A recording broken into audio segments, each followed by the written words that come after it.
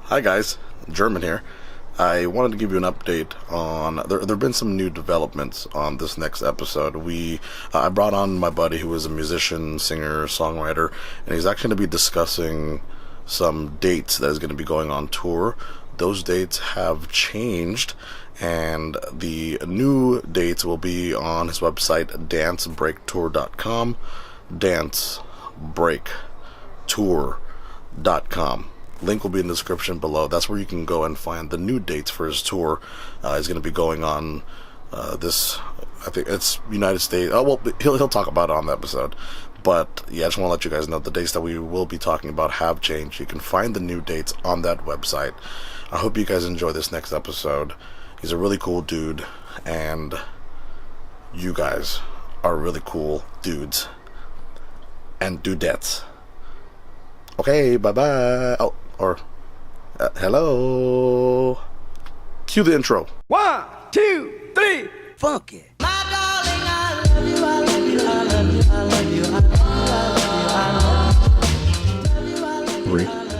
3, 2, 1.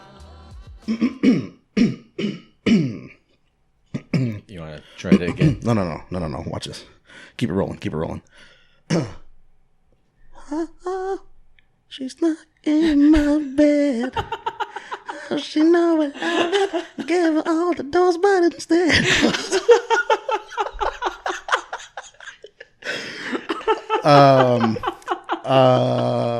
Ladies and gentlemen. Good. You're Filipino, man. I know this. You know what I'm saying? That's why.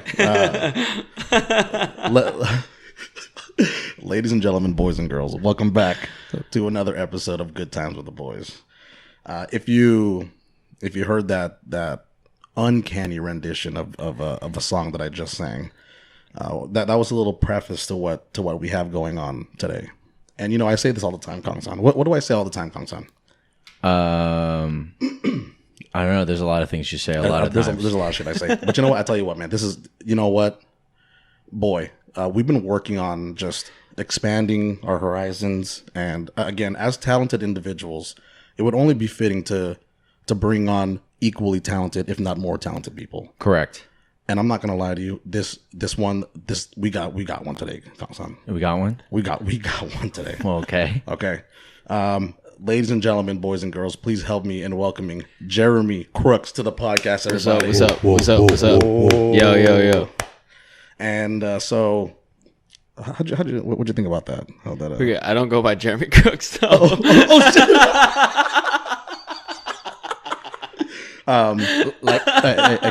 it rolling.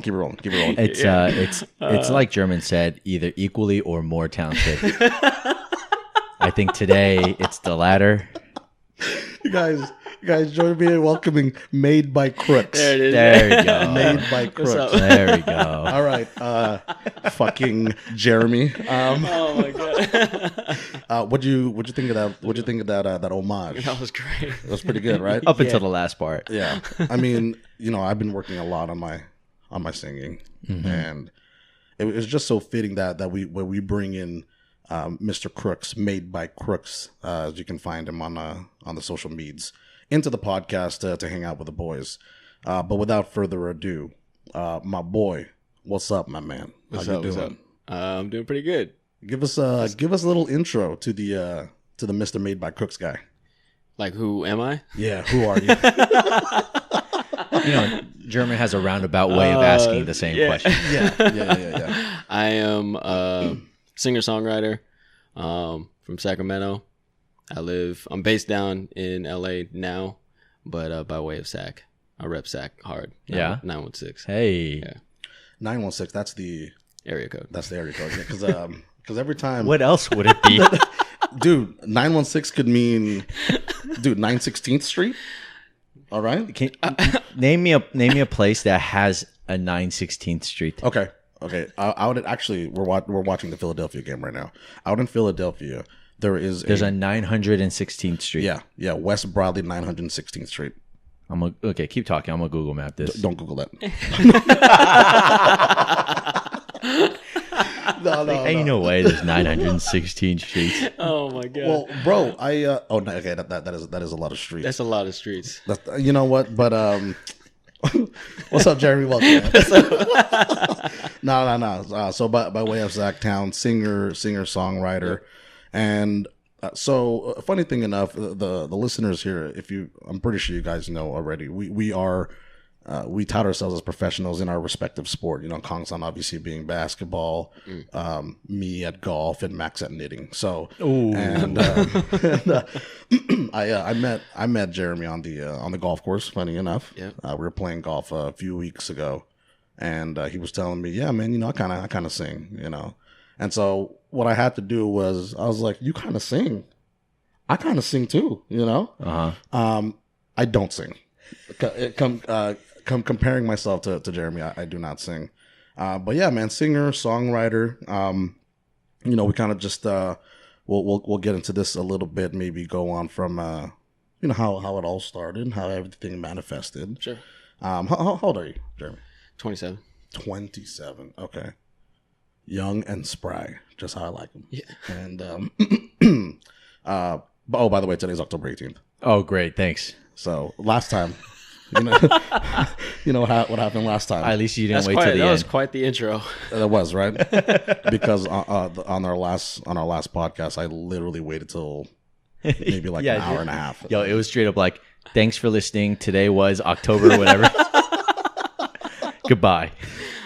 But no, I'm gonna get it. I'm gonna get it right this time. But yeah, man, give us a little background on how you became a singer, songwriter, and how you know, you chose that as kind of like your pitch. Man, I started young, super young, like 3 years old. My whole family, I mean, yeah, I'm half Filipino side. Everybody does something. If they're dancing, singing, playing an instrument, like my whole Filipino side, everybody is involved musically. Not professionally, but like everybody just loves music. So Shout out to the Magic Mike. Yeah, Oh, yeah. exactly. Oh yeah, sponsored by Magic Mike. Yeah.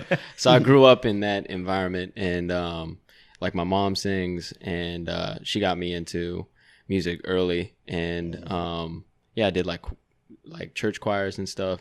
I did a church solo when I was 6, and all I remember is like closing my eyes, singing the solo, and open my eyes, and the whole audience was on their feet, like clapping. No way. And just being 6 years old when that happened, I was like, I'm gonna do this for the rest of my life. And so I told my parents, I was like, I'm gonna be a singer. And I don't think they took me seriously, but I have had that drive and dream since that day. So I always did like talent shows. I was in the Maryland State Boy. I lived in Maryland for a couple years. Was in the Maryland State Boy Choir. I used to tour up and down the East Coast singing soprano in a choir. No. And Nice. yeah, and just did like talent shows all over California. Performed as much as possible. I love doing it. So Wow.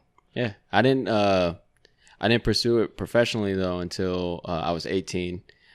Another thing about being part of like a Filipino family, but also my dad was also super strict. He was white, and so both my parents were White people, man. very strict in wanting me to be doing something academically. So they wanted me to be an engineer or like a mathematician. So I went to UC Irvine for a couple of years, moved down to SoCal, and after 2 years dropped out and told them like, no, I'm gonna do music full time. And I was just kind of like, you either support me or you don't, but I'm 500 miles away. What are you gonna do? Like, I was like, if I gotta live in my car, if I gotta, I'm gonna do what I gotta do. And luckily, they flipped a 180 and just became extremely supportive of it. Wow. So it's crazy when you were, before we even like said all this stuff, like you were kind of just telling me how your road up to doing all this. And yeah, it's Kangsan can attest for this as well. Growing up as Asian American, specifically Filipino or Korean, our parents are, they're not the most understanding when it comes to certain things that we want to do, especially pursuing a career or a livelihood, which is probably not so in tune with their values, right? The more traditional. Because that I was going to ask, because of the type of discipline that you decided to go into, like what type of support you were receiving from your parents. But I mean, your mom, right? Your mom was what was she singing? You know what I'm saying? Was she singing like a certain like jazz? Oh no, she was Whitney Houston. Like Whitney Houston, wow. like she could sing. Like Really? Yeah. No, she was she would do Whitney. She was really big into like Barbra Streisand, Judy Garland, like so she would sing a lot of the standards and classics and stuff. But I mean, she was really, really good. And she was the one that I never had a vocal coach. My mom was the one that I would sit down with her after school every day. Be on we had like, it wasn't a karaoke machine like a Magic Mic. It was a karaoke machine, but we used to get like instrumentals. I was very particular, like this has to sound like the record. Like, I didn't like the karaoke versions and stuff. So I tried to get stuff to sound like the record so I could feel it. Right. But I mean, I used to be on that thing until my voice gave out every day. My mom used to sit there and train me. Like technically she would be sitting there on the couch, I would sing and she'd be like, nope, stop, do it again. Wow. And until I could sing the song all the way through without messing up. Yeah. And then after that she would make me print out the lyrics to the song. So she'd have me read the lyrics over and she'd go, okay, tell me what the song's about. And I'd be like, oh, it's a love song. It has to do with this and that. She's like, all right, now this time make me feel it. And so... How old were you this time? 12.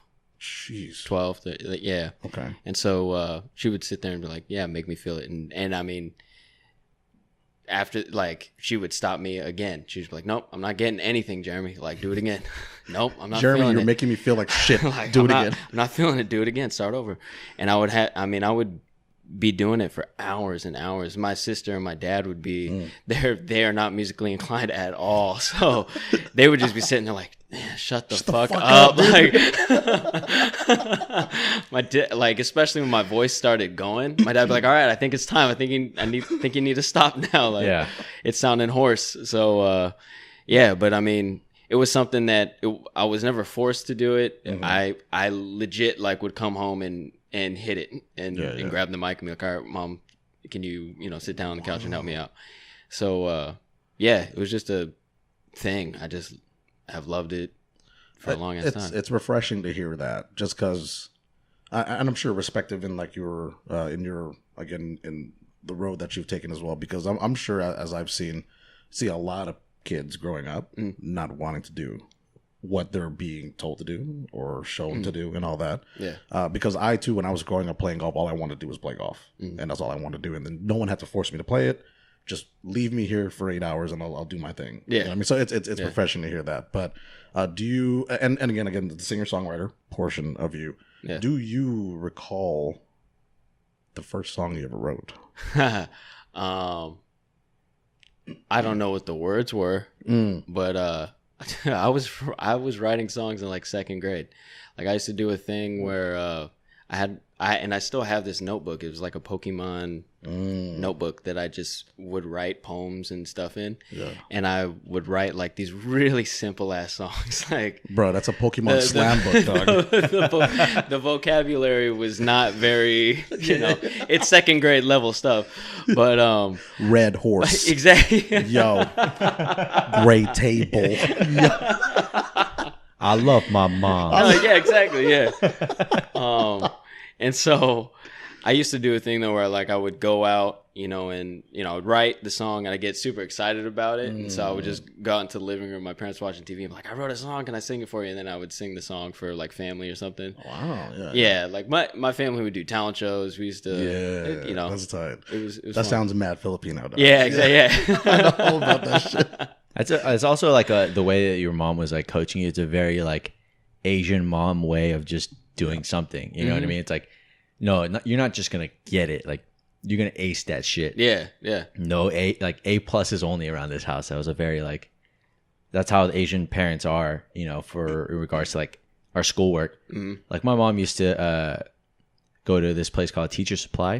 It was like a place, I guess, for teachers' supplies. And so when I was in kindergarten, we go to the first grade section and like get all these like extra workbooks. And my mom would be like, you're always going to be ready. You're always going to be ahead of the competition. Yep. So it's like you're going to do the schoolwork and you're also going to do mom's schoolwork. Yep. And it was like, if I can't get 100% of like math, for example, all the equations right, Yeah. she would rip that page out and I have to do another page. And then like just keep doing it until like I would memorize. Like It's ingrained. yeah, it's like it should be it should be natural for you to remember all these things. Mm-hmm. And then back in the day, you just like, fuck, I fucking hate this. Can't I stop it?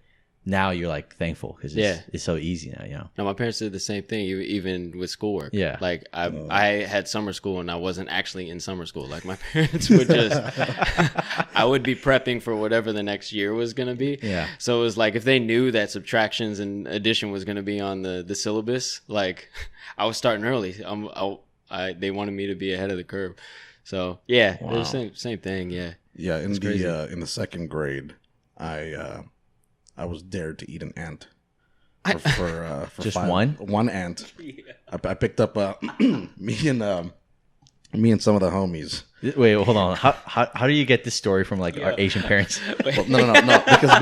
Because this is what I hear. This is what I hear Jeremy doing in the second grade. I'm writing my own songs, bro. I'm performing in front of my parents, bro. All right, I'm making strides into my future right now. And I remember in the second grade standing in the lunch line, and I was like, wow, I'm so hungry. And they were like, oh, how hungry are you? And I was like, I picked up an ant off of the ground. I said, I'm going to eat this ant. I'm going to eat this ant. Like, no, you won't. Like, give me $5. So everyone from the lunch line, dude, 50 cents, 15 cents, 25 cents. I got $5. That's a hustle, dude. That's a hustle. I ate the ant. I threw up in the middle of the line. Really? And that's what I did in second grade. And that's why, again, when I preface the whole podcast by saying that we bring people on here who have talent, sometimes more talent than we do. You know, I thought because like I was talking about how my mom would do that with schoolwork, like you're gonna always be prepared. And Jeremy's like, yeah, like you're always gonna be prepared. I thought you're gonna be like, so I told my mom I'm about to eat an ant, and she said, you're not gonna just eat one ant. I'm gonna make sure you can eat any ant. Go get a bag of ants out there. You're always gonna be prepared. And then for next year, we're gonna prepare you. Go get those fire ants right there. We're gonna eat those fucking fire ants. Yo, honestly though, one ant for $5. Yeah, dude. That's not bad. I'll do that. As a second grader? I'll do that right now. So I got like a weird story too. Yeah. So like kindergarten, first grade, I have an uncle that was like super weird. He was very into fitness, but it was just weird. Like this dude would eat an apple all the way to the stem type of weird shit. Mm-hmm. And he used to eat ants. Like I saw him. So like I used to go to my aunt's house. He'd be in the backyard like doing push-ups and all this shit. But then he would just sit down and just start picking ants and like eating the ants because he would tell me like, oh, it's great protein. That's not a lie. And so I was like, huh. And I was 5, 6 years old. I went back to school and I just started picking ants and like eating the ants. And by the time, like, I would tell my friends about it, and I ended up getting in trouble because at one point, like, all of these kindergarten first graders during recess, you would just see them lined up against this fence, picking ants off the ground that were walking along the fence. So I had, like, a whole class of first graders, and they all were like, Jeremy told me to do this. He started a movement out there. So I remember, dude, they're kind of spicy. Like I remember. Yeah, they were, and you know what, dude? Ants fucking bite, man.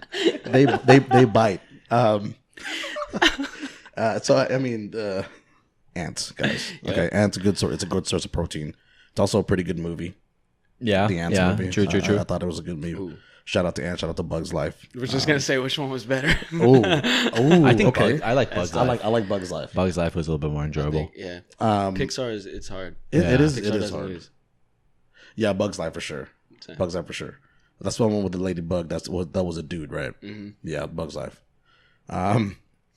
So enough about ants. Let's.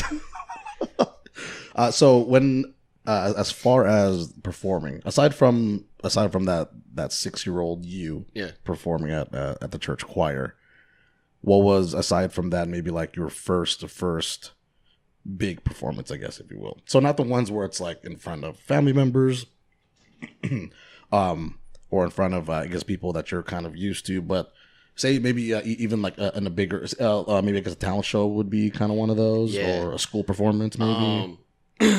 In 7th grade, I did a talent show, and they had already kind of known that I was known as like the singer dancer, and that was just a thing. And so when I tried out for the talent show, they let me have like a longer set than everybody. So they let me like sing a full song and then dance a full song like, right afterwards. Nice. So it was like 7 minutes of just straight me on stage Entertainment, doing dog. whatever.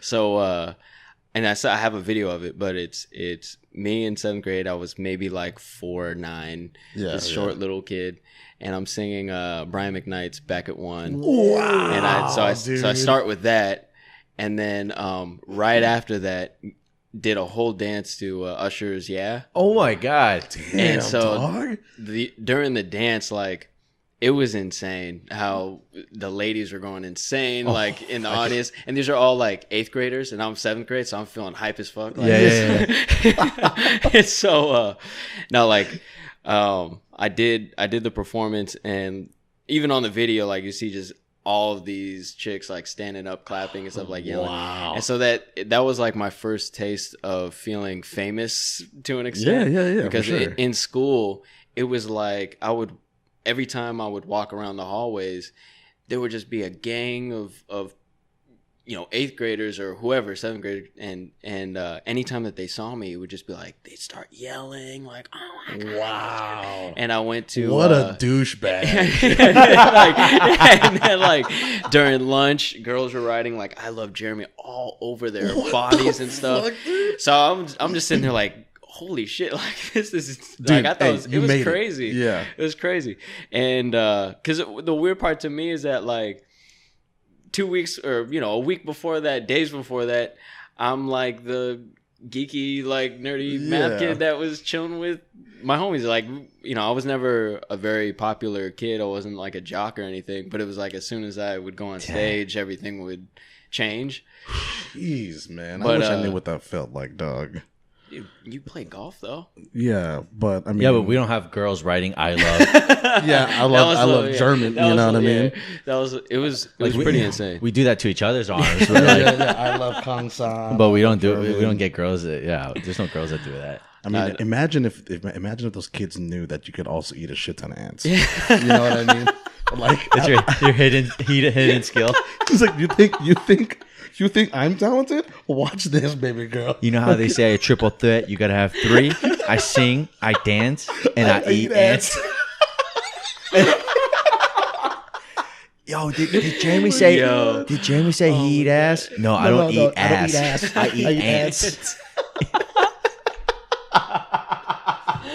Oh my god, dude. Oh, dude, that'd be amazing. Oh man. But yeah, that was like the first kind of memorable performance. I was like, oh shit. Like, and that's big because I mean 7th, it's middle school, right? Yeah, 6th, 7th, 8th grade. Those are like the hormone years or like the beginning of the hormone years. So it's like, dude, I can only imagine just the neurons firing in your head. Like, fuck, dude. Yeah. Like, look at these chicks, dog. Like, I have the biggest mini boner right now. You know what I mean? For sure.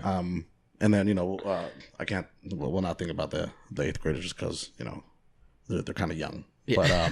But at the time it was appropriate. You know what I'm saying? At the time I was like, damn, they're a year older than me. Like, and and at the time, like the 8th graders had already gone through puberty to an extent. The 7th graders, you're still kind of looking kiddish. The 8th graders are like, oh dang, yeah, the girls are starting to look fine.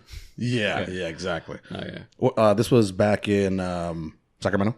Yeah, so it was up in Sacramento. Damn, Sacktown got it popping, dude. I wonder if the taste in ants are different from LA to Sacramento, but who knows, man? You'll never know. We're gonna have to do an experiment next time on Good Times with the Boys. We eat ants, dog. Recording live from Sacramento. We're in front of an anthill. No, man, that's some good stuff, dude.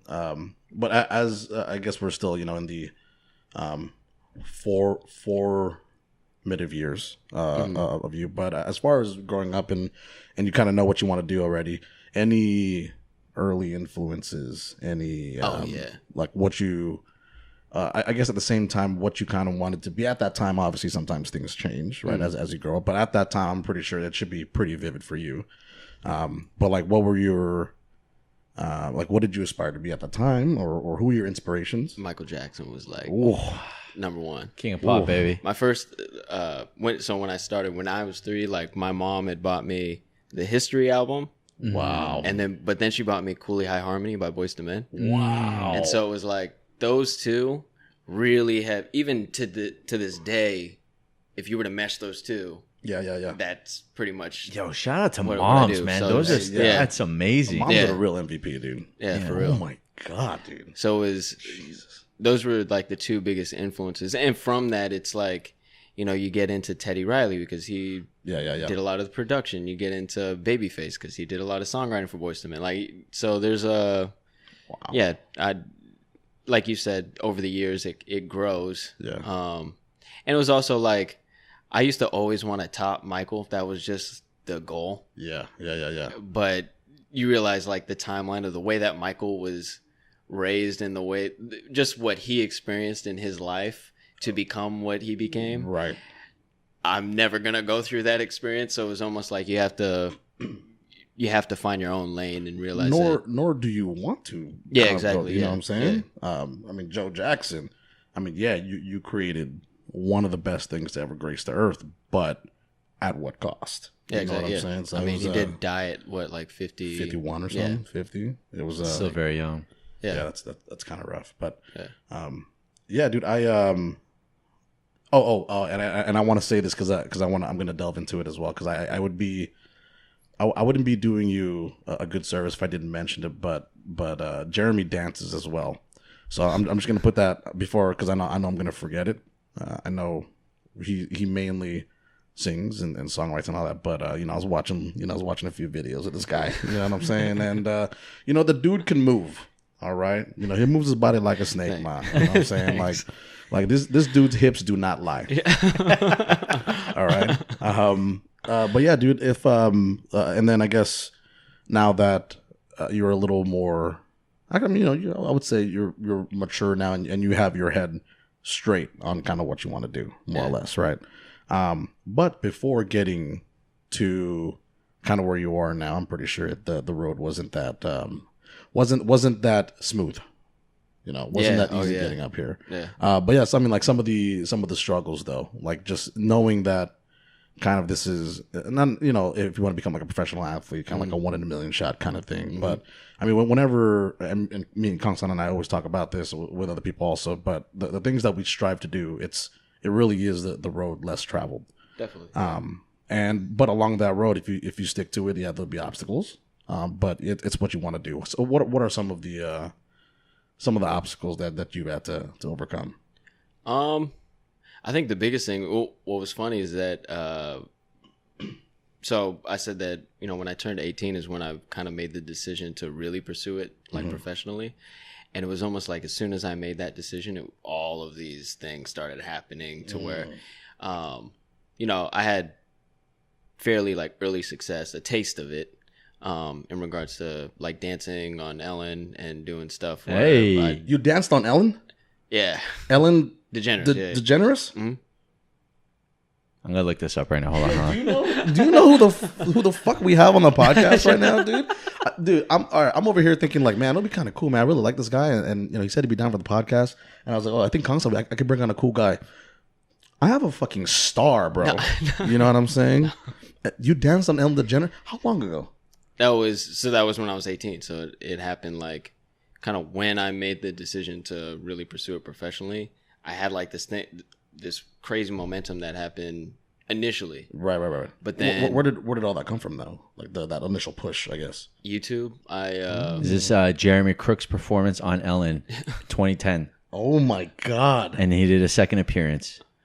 Is that true? Yeah. Is this right? Yeah. All right, you guys talk and watch this real quick. Hold up. You went on. So, the closest I've ever gone to Ellen DeGeneres. Hold on, let's watch this real quick. Okay. Oh man. We're just gonna watch. Wow, I have that same sweater. I literally have that same the sweater. brown like Argyle Yeah. print. The Argyle print, dude. Argyle was the shit All right, back let's in see the this. Let's see this. Okay. Dude, you look man. exactly the same. Ooh. Really? I'm glad to hear that. Hey, See, hey, even at the time, Hey. it's like, dude, Oh my god. yo, dude. does it bring back memories just hearing it? Yeah. Damn, is that what it sounds like to be liked by girls? I wouldn't know. You gotta. I wasn't asking you. I was asking him. You gotta ask the guy sitting across from me. Dude. Dude, this is Wow, dude. What the hell? So I was on the Golf Channel a couple times. Hey. Oh, I'm sorry. Fuck you, God. I'm just fucking with you. I'm fucking with you. Fuck, dude, that's crazy. So how did that happen then? Like, how'd you get onto that? I did a video. It's one of those. You know what? I've always wondered, right? Because when people go on, like the James Corden show or Jimmy Kimmel, like or Ellen DeGeneres, they'll see videos of people doing stuff on Facebook or they're part of a viral video or whatever. What? So how does that? Does Ellen DeGeneres call you up? Yeah, I don't know. Their producers called my mom. Wow. And I was like, how the hell did they get your number? Because I didn't. I mean, yeah, it's just like a YouTube posted. video. It wasn't. Yeah, well, I didn't have it like on anything. So I was. We have no clue how they found my mother's number, but they called her to invite me on. That's fucking crazy. That's dope, That was dude. cool. It was cool. Hey, you get paid? I did get paid for it. All right, that's what's up. That's what's up. Hey, shout out to Ellen DeGeneres, man. Shout out. Because, I mean, look, if you weren't 18, maybe it would have been different. You know what I'm saying? Yeah. Maybe Ellen DeGeneres was like, yo, here's some coupons. Yeah. You know what I'm saying? Go hit the bus stop. You know what I'm saying? I'll give you coupons. I want to go back to when you said that, like, you made a conscious decision to kind of pursue this full time. Mm-hmm. And after that, you mentioned, like, it seemed like kind of the world around you was sort of leading you down the path you wanted to go on. Yeah. And everybody has a different take on this. Obviously, like, there's one end of the spectrum where it's just like, just work hard, bust your ass, and things are going to work out. There's the other spectrum where it's more of like positive thinking and the secret. And like, if you believe it, it's going to happen. And there's everybody somewhere in between. Mm-hmm. Now, your interpretation of that, do you think it's like, once you kind of put it out there, it's you're helping create that environment in terms of like, I know what I want, so like everything else is not important, and you're kind of shaping that road? Or like, do you think it's just sort of like the universe kind of helping you out? Like, what's your stance on a philosophical level, I guess, once you make that conscious decision? Yeah, I think that it wasn't only making the decision, but then also acting on the decision. Right. So I don't think that just sitting around and being like, if I think about $1 million, I'm going to get $1 million. That's not going to happen.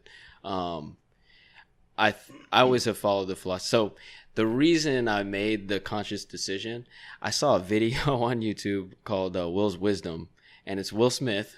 Is that like that 9-minute video one? Probably. I think I know that one. It's Will Smith just spewing like wisdom. And he had said one thing about not going out to build a wall or saying like, I'm going to build the biggest, baddest, greatest wall of all time. It's all about, I'm going to lay this brick as perfectly as a brick can be laid, and you do that every day, and eventually you have a wall. Yeah. Mm-hmm. And so that was like the mentality going into it. I made the conscious decision, but then it was like, all right, I'm going to just make progress every day. And it didn't matter how big the progress was. It was like, as long as I'm making a step forward and doing something that's going to contribute to where I want to be, it's going to happen. And I've seen it happen. Like whenever I've made sure that I'm doing something to progress forward and keeping myself in check. Like things have happened. The universe has responded. Right. Yeah. That's pretty cool. Wow. I mean, we try to put down bricks here, you know what I'm saying? But it's more like toothpicks and like little drumsticks. But no, man, it's very refreshing to hear. Although you are still at the beginning of your successes, but it's nice to have those wins. You know what I mean? As you're coming up, especially when you're trying to pursue something out of the norm. I guess it's nice to have those little check marks, right? So to get those W's. Yeah. But as far as when did you? I guess you've always kind of been a singer and a songwriter at the same time, I guess, more or less. But when did those, and correct me if I'm wrong if it hasn't, but those two start to actually form themselves? Like, okay, so this is I'm a singer here, I'm a songwriter here. You know, I prefer, because I mean, I'm not saying that the two can't be a one, or one has to think like two different sides. Yeah. But as far as, I mean, would you consider yourself more of a singer or more of a songwriter? What would you want to be known to be eventually? I mean, honestly, both. Both. But I think that the songwriting side is the most important side. Yeah, like I think being a great singer is, and a performer is great, but being an artist is really about like writing. To me, to my, like, it's about the creating part of music. It's not necessarily just about the performing and singing part of it. Right. Because yeah, I think that's where the artistry is. Yeah. Wow. So if someone said, "Look, man, you can't write a song, but you're gonna be performing for all these people with all these dope people, but we write the songs for you, okay? And you have no say in writing these songs." Or on the other side, you have someone saying, "Hey, man, we know you're a great performer, but you cannot perform. We don't even want to see your face out here. However, you will write every single lyric for every single song performed for all these people." Yeah. Obviously, very crazy situations. Yeah. But if you were to choose one of those, Songwriter. okay. Yeah, I appreciate that. I'd rather be in the background if that were the case, because and honestly, that's a plan. Like, Yeah. to me, like the performing side, I'm gonna do it until I can't do it, Right. and then I want to Quincy Jones that shit and be in the background and like be the producer. And I mean, ultimately, aside from even songwriting, like I want to get more into music theory. I want to get more into composition, so that like I know this shit, like. Yeah. And am capable of, you know, communicating with musicians, capable of saying like, "Yeah, I want you to," you know, any ideas I have in my head for, you know, melodies or songs, I could write it down and be like, "Play this," Right. you know, and yeah, I want to get to that point. Like that's the ultimate goal is to be a master at the craft. That's You play any instruments? I don't. That's yeah, Really? yeah. So I mean.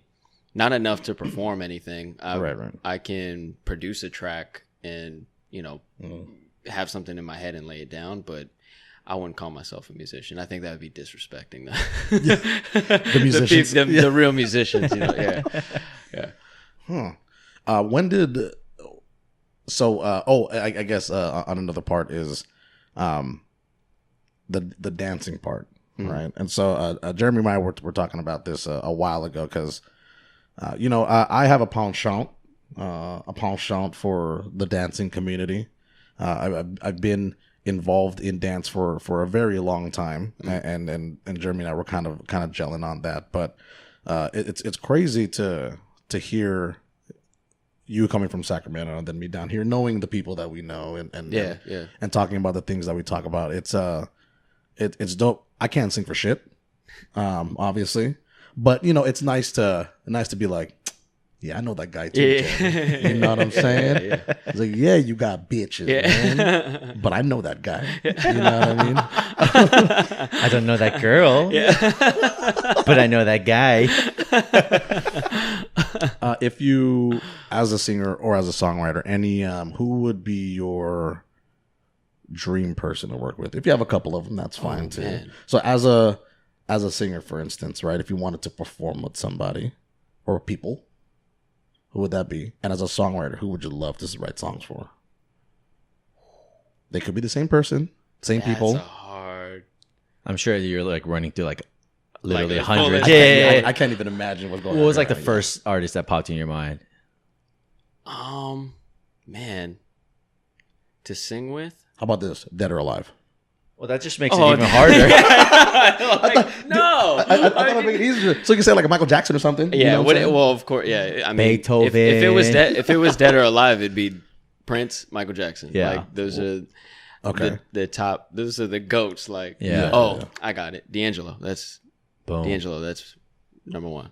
Okay. Yeah, I would love to perform something with D'Angelo or.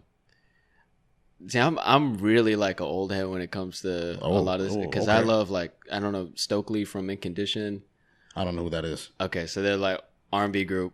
Wow. I'm just into like because to me those guys could sing. Tevin Campbell, like those Tevin Campbell. like those people can sing. Like, Tevin Campbell also got into a lot of trouble. You don't hear that anymore. That's true. And so like a lot of the singers and stuff that are out right now, I think Miguel and like Frank Ocean, those are like my top two in regards to in R&B of people that are still really singing. Right. Or who are still relevant. Kaylani, I think she's dope. She's as well. killing it. Yeah.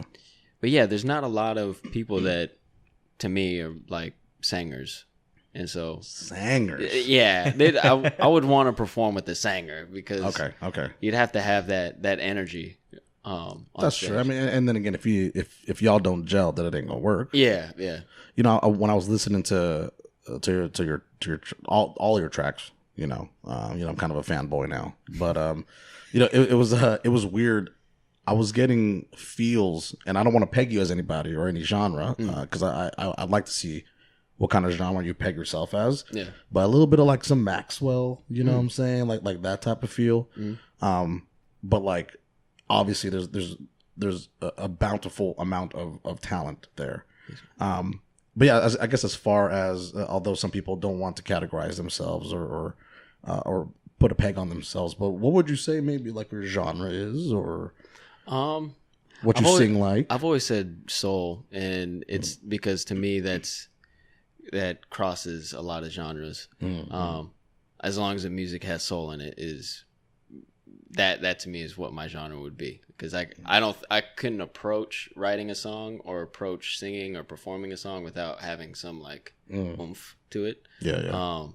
And that's like whether I'm doing hip hop, whether I'm doing R&B, whether I'm doing funk, whatever. It's got to have some soul. Yeah. So does your creative process differ from depending on like whatever, like project to project or song to song? You mean like how I would approach writing something? Yeah, writing or performing, either one. Honestly, I just kind of do whatever the song dictates. So I kind of I think early on as a singer, I think sometimes when I first really started writing songs, I had this habit of almost like over singing because I just wanted to show everybody like, yo, I could sing. Like, so I would just be doing, so the ways I would be writing the songs is like, it's just too much. Yeah. I've now really started delving into just doing what the song dictates. And, you have those moments in there where it's like, oh, let me show you a little bit of what I can do, but I'm not going to just be doing crazy shit the whole song. Right.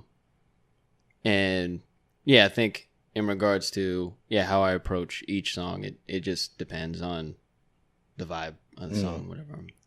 I think was it Jamie Foxx had a story he told where he met Kanye for the first time, and he was trying to sing the hook for Slow Jams, right? Slow Jams, yeah. And he's like saying like same thing, like he wanted to show Kanye he can sing, so he just like was singing like crazy, and Kanye's like, stop that.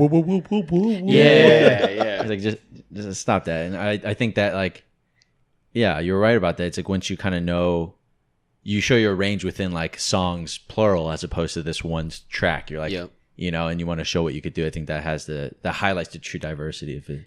And I think too is it's also coming to terms with the fact like I don't have to prove that I can sing to it. Right. You know what I mean? I don't want to, or in the way that I approach writing, at least it's like, okay, I know I could sing. I don't have to approach every song being like, here's like, true. I want you to know that I can do this. Yeah, true. That's true. But I do. Yeah. I'm gonna let all y'all fools out there know that I can sing. Peep this, right?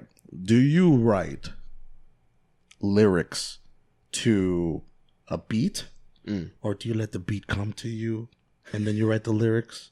You know what I'm saying? Because look, why are you asking like because this is what I've been thinking about, right? So I think it was like last month. I was mad drunk, right? Typical, the huge. Yeah. And I think I was talking to Andrew or Max, one of the other boys, and I was like, you know what, man? I can fucking rap, dog. you know, and I was feeling myself, dog. I was going in. So, bro, to be honest, like I put on like a simple ass beat or something like that, and I was like, I was trying to rap, and I'm like, all right, this is hard, you know, this is more. So, yo, like real shit. I started like writing shit down, you know, and I had just watched 8 Mile too. Oh boy, Dude, I am feeling myself, dog. the best spaghetti themed rap Dude, yeah, bro, we've ever heard. The spaghetti was flowing, like it was all there, and it was just weird, bro. I thought maybe if I could just sit down and like write some lyrics out because it sounds right in my head, maybe it'll be all good. Nah, man, like fuck, I suck, you know? But yeah, no. So I always wonder when it comes to, because sometimes it comes to you on the fly, right? Yeah, or sometimes it's just like you find a piece of inspiration somewhere. You're like, fuck, I gotta write something down. Yeah. Right? Obviously, you have nothing there, but it's just you need to write something down. So I mean, I guess that ties into a little bit like the creative process as well. But I guess if you are concentrating on making some art, Yeah. right? It's like, what comes first, the chicken or the egg? What comes first, the lyrics or the production? Yeah, it depends. Like there are times where I also, you know, I'm friends with a lot of musicians, and we, especially for this past record, Allison, a lot of the Hey, check that record out, though. yeah, Check it out, though. Allison, available on all streaming platforms. Hey. Yeah. But no, we did a lot of jam sessions. So like we had a studio where we would just kind of jam out. The homie Blue Tory, he did Where Do We Go on the album, and I remember that song kind of kickstarted a lot of the project. And it was because I entered the studio just feeling like shit. The song is basically about like trying to make amends with in a broken relationship and trying to make things right. And That's a deep, dog. and so I went into the studio just like, man, dude, I feel like shit, and can you play something sad? and so he just started kind of coming up with these chords and stuff. And yeah, a lot of the songs just came organically. My friend Minefield Sound, he did Flea, and that song was literally like a 1 minute loop to start, and I would write something and then text him like, it'd be cool if the second verse did this, or it'd be cool if there was like a beat switch up here. It'd be cool. And so we would always communicate where I would have certain ideas of how I would want to structure the song and arrange it. And he would, produce the whole thing. And so, it's definitely a collaborative process, and it depends on what the song, I guess, how the song comes is, it varies song to song. All I gotta do, Kangsan, is get mad sad, right? And eat a shit ton of ants. Yeah, exactly. Eat a shit ton of ants. Drink a bottle of whiskey, eat a cup full of ants, and bro, I might have some bangers out here. You never know. And you never know. In this day and age, right now, that just music specifically, right? There's a lot of options for people. Some options better than others. Okay, but as a person of your background, what as a musician, what does a musician like you listen to actually? Because we had our buddy. He was a DJ. He was on a couple weeks ago, right? And he was saying that it's weird when he plays songs that he, as musicians do, also when you're feeling a song, you write it when it's appropriate for appropriate crowd, when it's appropriate to your feelings, whatever, right? Yeah. And so he's saying like, yeah, man, I got to feel the crowd. I got to play that song. But when I get back into my car or I'm at home, I'm not playing that. I'm gonna be listening to that shit. Yeah. You know what I mean? And he was saying like, yeah, Migos is dope, but I can't be listening to it all the time. You know what I mean? So I mean, again, as a different type of musician, do you feel the same way? Totally. Totally. Yeah, I mean, my preference and taste in music is definitely along the lines of what I would specify my music as. So I love soul and soul and hip hop, and I'm a huge like hip hop head. So a lot of the people that I listen to right now, Kendrick, J. Cole, Boz, I love Anderson .Paak. Yeah, he's been killing it. Yeah. Like SZA and the whole TDE camp is insane. They all just best group out there right now. Yeah. Like, I don't know if they have one artist that I don't like. Yeah. All their music's pretty fire. But yeah, I align with that kind of style of music right now. Mm-hmm. I listen to a lot of that. Snow Allegra. I don't know if you heard of her, but she's super Snow dope. Allegra. Yeah, she's super dope. Wow. Well, I mean, I wouldn't know because I just found out who Dua Lipa. Dua Lipa. What? Dua Lipa. Dua Lipa. Yeah. I found out who she was like 2 days ago. Right. Same, actually. Really? Yeah. Because I was like, I got like It's all family good, visiting. man. Yeah, I got family coming over from the Philippines and like, yeah, can we watch like Dua Lipa, or when we go to the club, can you just request they play Dua Lipa? Yeah. And I was like, what's a Dua Lipa, dog? You know what I'm saying? This shit sounds like a fucking dance from the Congo. Yeah. You know what I'm saying? But I just want to say she's mad hot. That's my subtle shout out to Dua Lipa. to Dua Lipa, and I just found out. What about her music? Is it good? What do you think? Yeah. That means he didn't listen to it. That means you see the high pitch. He goes, yeah. It means he didn't listen to any of it. I still don't know what she sings. To be honest, It's along the lines of like electronic dance, pop kind of stuff. Oh, actually, my bad. I looked up one song yesterday, and I think her hit song right now, something rules, no rules, new rules, or whatever. Yeah. 1.7 billion views, dog. Yeah, it's insane. 1.7 billion views. That's how I actually found her. Was I did like a search on like dance songs of 2018. I was just doing some research on like just trying to get a list of the different dance songs that were popular, because I just don't listen to that kind of stuff often. Yeah. You how about 88 Rising? Oh, What do you think about 88 Rising? yeah, I love 88 Rising. It's Okay, I don't necessarily like vibe with all of the music of 88 Rising, right. but what they are doing is Magical. yeah, I love It's it. dope. Yeah. Yeah. It's nice because it's although I talk a lot of shit sometimes on a lot of new stuff that's coming out, regardless of what it be, just because it's a lot more things nowadays are more open access to everybody on all facets of life. Yeah. You know what I mean? Artistry or technology or whatever. Yeah. It's open access for people to do what they want to do, again, right? And then sometimes they don't align with my values and maybe I'm a little ignorant, whatever.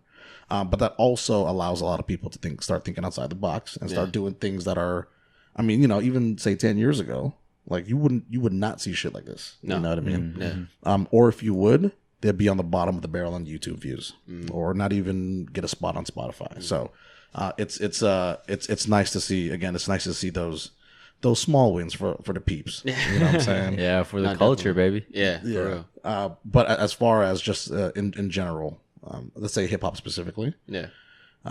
your take on the trend of hip hop right now. I would assume that you're pretty versed in hip hop from Yeah. back in the day to today. You talking about like the mumble rap and all that kind of stuff? I'm and talking trap? about I'm talking about the mumble rap, dog. I'm done. Honestly, what's funny is if you had asked me this like months ago, I would have a different answer. I think I've started to grow into liking it a lot more, more from a melodic standpoint than anything. And I think it has like its place in regards to, I would listen to it in a specific setting in a specific moment. The gym. It's not necessarily like my go-to, but I mean, yeah, it serves its purpose with whoever it's intended for. I do think also that there is its place in hip hop, and I think I said this before. So and then Kangsan, just try not to hit me, but you know what? I've been fucking with Tekashi 6ix9ine, right? And How do I mute this mic? Mic number one. No, man. You know what? To be honest, again, it plays into just the opportunities. Again, some not so good compared to others, but this dude, right, straight up is just telling people, look, man, I know I suck at making music, but you know what? You're going to keep throwing me millions of dollars. I'm going to keep playing this game. You know what I'm saying? That's honestly, like, that's all it is like if everybody stopped listening to him, it would cease to exist. But it's like, But man, I mean, like if you like it, like that's cool. I'm a aggressively disagree, but this is what makes this world a beautiful place. But if sticky with the blicky. yeah. Okay, anyway, we're going to go on. In today's day and age, it's really hard to come out with an album. I feel like it's a singles world. Back in the day, when it comes to CDs, and having to actually go to a record store to buy albums, a lot of people's work and their skills really judged on an overall piece of art. So like if an album had a couple songs, it still may not be regarded as a great album, and then as a result you don't really get regarded as a talented artist. Nowadays it's a lot more of singles, or Bangers. EPs, or 4 tracks here, 4 track, or Kanye's case 7 tracks. Scoopity poop. Oh, God damn it. Anyway, Sorry, go on. I'm more of an album guy. I love listening to an album from beginning to end, trying to listen to the whole story, and that's how I judge it. But in today's world where you're trying to come out with a hot enough single that kind of garners enough attention for the next project, does that affect the way you write or write a song or compose something together, or do you not really think about that kind of stuff? No, I don't think about it. Okay, that's good. Like, yeah, I think I've always thought like it with music, the listener can tell what your intentions are. True. And so if I'm approaching a song with the intention of like, I'm trying to write a hit, then that's what the audience is going to get from it. And that's not really my MO. Like I have nothing against anybody else because, with music right now, I think a lot of it is like manufactured. Yeah. I mean, even just in the way like people make music right now, it's insane, dude. Like I've had friends that like, producers will create just a bank of beats, put it on a computer. Artists will come into that, the studio. They write to that beat, leave it there. Producer comes and just chooses what he likes. Huh. And it's just weird that like, or you just have like, 18 different writers and people just working on like one song and nobody's actually in the studio. And like, I don't know. It's just, it's odd the way that music is created in a way. And you can kind of tell like, and so that's not my intention with it. I definitely come from a more old school background when it comes to making music. And I like that. Yeah. I'm all about, like the album experience. Yeah. Because I think that the singles thing is cool now, but 25 years from now or whatever, you're not going to be listening to those records. Right. Like, in my opinion, like I think it's really about trying to make something that's more timeless. And that's the intent that I would want to approach, in all of my music. It has nothing to do with necessarily the charts. I mean, it'd be nice, but but I don't think going into making music with that intent, I don't think there's ever magic that way necessarily, Yeah, I think in the near distant future, there will be a lot of people who are going to be known as the one hit wonders. Yeah, for sure. Although they've come out with albums and EPs and all that, they will just be known for the bangers that they play, that the short list of songs that they provided to the people, and there's going to be a lot of one hit wonders. But yeah, it's crazy just because watching the like that Dre documentary and how Drake found Eminem and like that personability within a studio, where it's like 2 or 3 people at fucking 4 a.m. Yeah, exactly. And it's just dark and looks like a dungeon. It's like, yo, spit that one more time. You know what I mean? It's like that's what's kind of, and correct me if I'm wrong, what's missing almost when you have like these cookie cutter beats and people just singing over them. Now, am I above it? No. You know what I'm saying? Because like I feel like I could make a dope ass trap beat. You know what I'm saying? Yeah. And Yeah, no, maybe one day. Maybe one day I'm gonna spin on a dope ass trap beat, and I'm gonna feature Made by Crooks on there. You know what I'm saying? I'm gonna have him on the hook. You know what I'm saying? But Jay, what about some future plans you got, my boy? Yeah, planning on going on tour pretty soon. Let's go. You see this guy's I don't know Ellen how to, DeGeneres, bro. Dancing dog, singer songwriter, a tour, bro. You know what I'm saying? Yeah. So you want to talk a little bit more about the tour? Who's in it? Sure. Where you going? Man, I was just blessed with the opportunity. One of my old friends hit me up to work with Minzy. So she's a K-pop artist. Was part of the group 21. She's gone solo since, and she's doing like an American, U.S. Canada tour. And she's also getting more involved in like English, I guess English music, English speaking music, like purely English, and getting more involved in like pop and hip hop, breaking into the North American market. Nice. So I've been helping her in regards to writing stuff. We're gonna have a song together, which is gonna be insane. Yeah. Jesus. Yeah, yo, yeah. That's gonna be fire. I'm excited as hell. So, she has this song that I don't know when you guys are putting this out, but Next like a week or two. Yeah, a couple weeks maybe. okay. This song should be out by then, but it's it was originally a collaboration off her last project with Jay Park. And Nice. They had me rewrite the song. I rewrote it in English, and then got to write myself into the song. And so, This song is the one that's dropping. yeah. So What's the name of that shit, dog? it's called Flashlight. This Flash. song, Light. Not that one. Oh, not that one, my but- bad, my And bad. it's called Flashing Lights. yeah. Oh yeah. Come on. Now. But no, honestly, like I just feel really blessed with the opportunity. So I got to do that, work in the studio with her, and then got invited to open for the entire tour. So just going to all these different cities, and yeah. If you can, just rattle off some of these cities right quick, just so we know that you missed a worldwide. It's you know what I'm saying? Mr. You know what I'm It's saying? just North America. He's not quite at the Pitbull level yet. Yeah. He's getting there. He's getting there. He's getting there. I'm Mr. Domestic right now. Yeah. Mr. 916. That's all good. That's all it's good. Mr. 916. so San Fran, LA, Dallas, Houston, Atlanta, DC, New York, Chicago, Toronto, and Vancouver.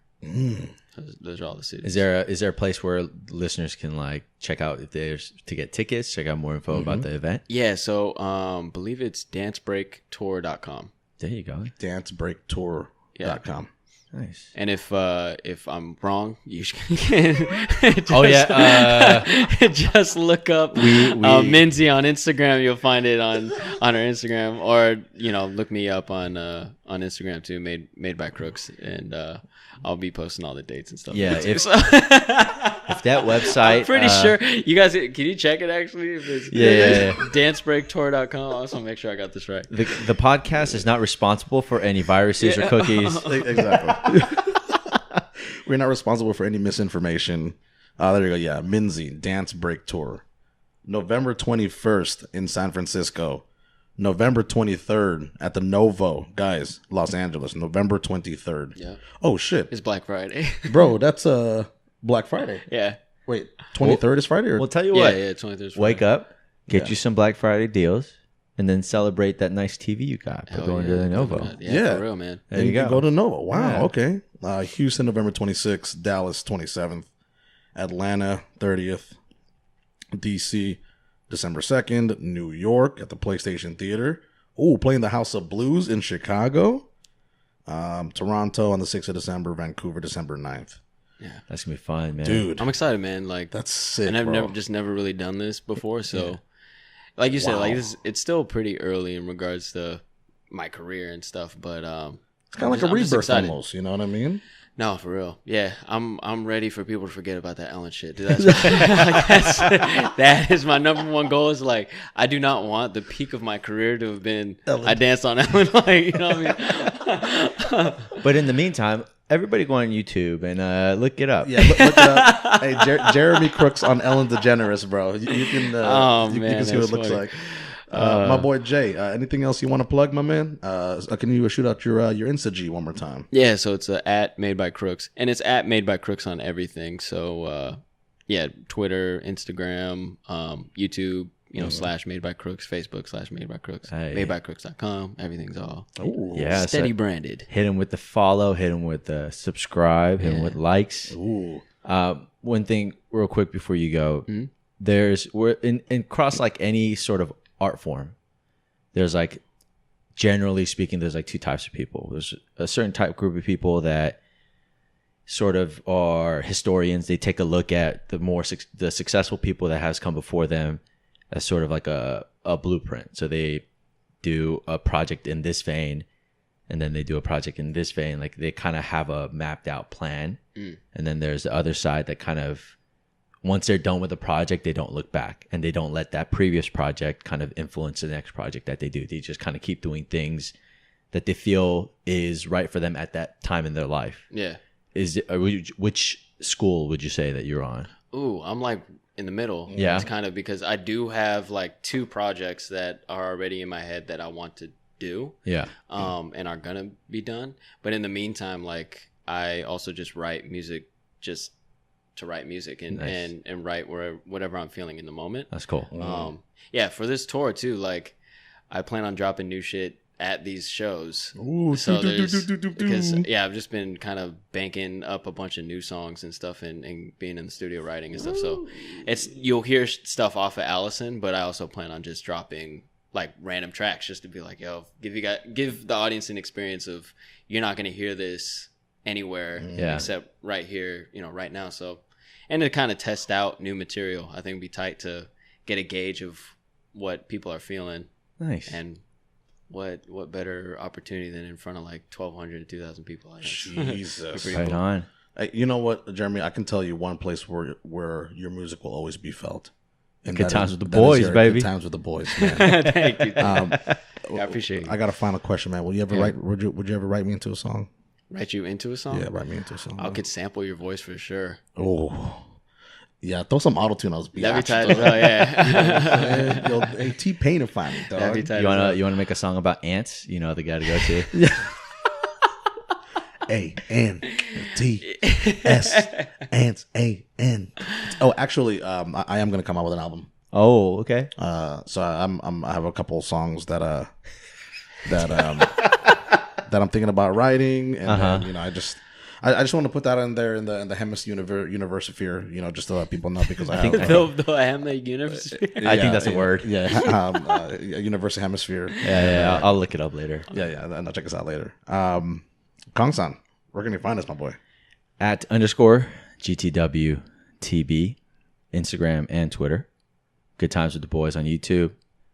We're finally on Spotify. We're on SoundCloud, Apple let's Podcasts. go. Spotify, shout out. Baby steps here and there. Humble beginnings, dog. We got podcasts, new episodes every Wednesday across all platforms. Give us a follow, give us a shout. Any questions, inquiries, comments, whatever you got to say, throw that to Andrew at gtwtb.com.